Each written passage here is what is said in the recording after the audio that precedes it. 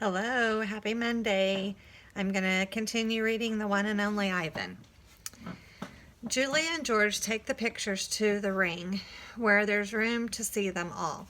An hour passes as they try to assemble my puzzle. Ruby's awake now, and she and Bob and I watch. Ivan, Ruby says, "Is that a picture of me?" "Yes," I say proudly. "Where am I supposed to be?" "That's a zoo. See the walls and the grass and the people looking at you?" Ruby squints. "Who are all those other elephants?" "You haven't met them," I say, "yet." "It's a very nice zoo," Ruby says with an approving nod. Bob nudges me with his cold nose. "It is indeed." In the ring, Julia pumps her fist in the air. "Yes," she cries, "I told you, Dad. There it is. Home. Home.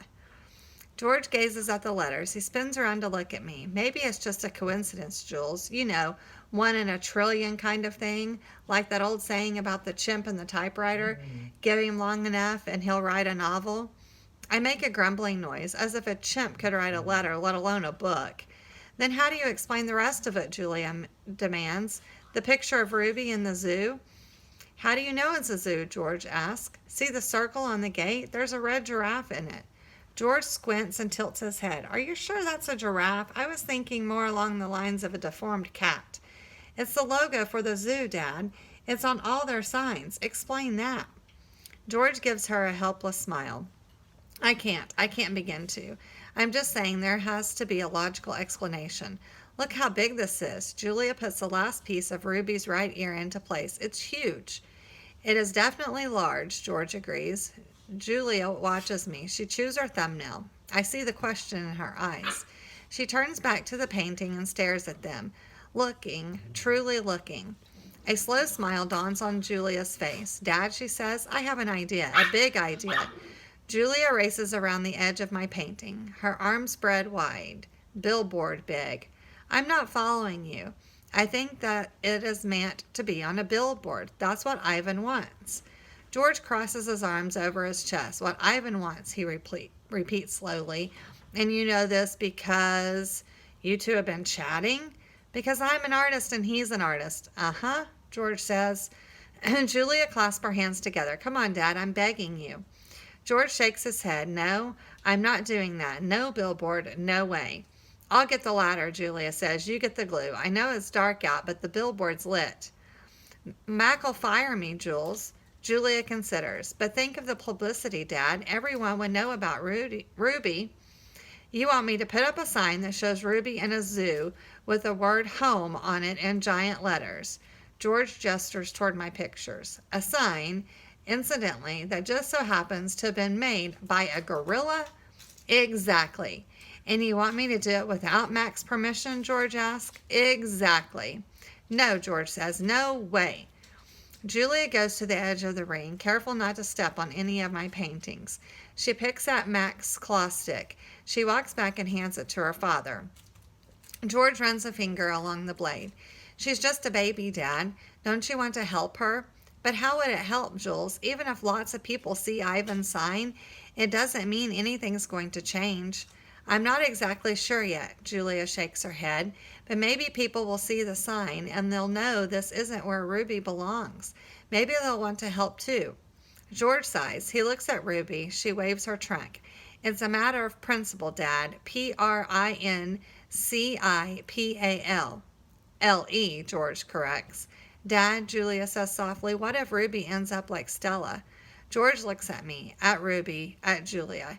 He drops the claw stick. "The ladder," he says quietly, "is in the storage locker."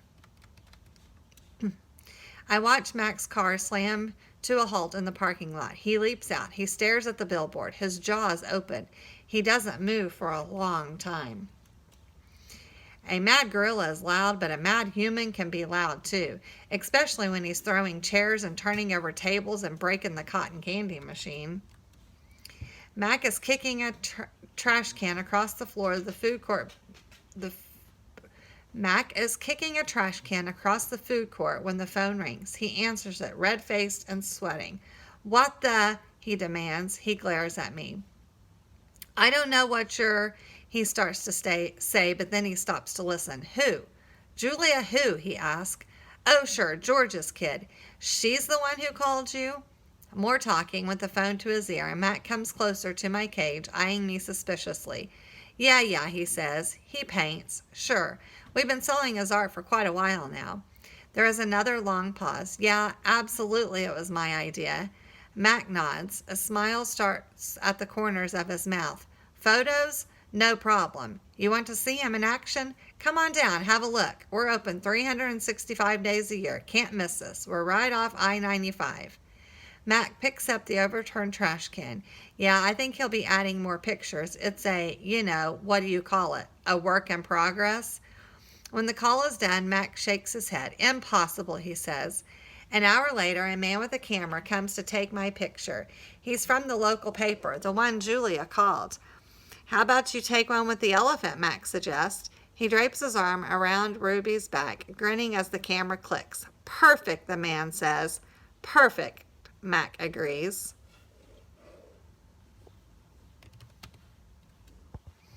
A photo of my billboard is in the newspaper. Mac tapes the story onto my window. Each day, more curious people arrive. They park in front of the billboard. They point and shake their heads. They take photos. Then they come into the mall and buy my paintings. While visitors watch, I dip my hands in fresh buckets of paint. I make pictures for the gift shop and pictures to add to the billboard. Trees with birds, a newborn elephant with glittering black eyes, a squirrel, a bluebird, a worm. I even paint Bob so he can be on the billboard too. I can tell he likes the picture, although he says I didn't quite capture his distinguished nose. Every afternoon, Mac and George add my pictures to the billboard. People slow their cars while they work. Drivers honk and wave. My gift shop pictures now cost $65 with frame. All right, guys, I'm going to stop there. See you tomorrow.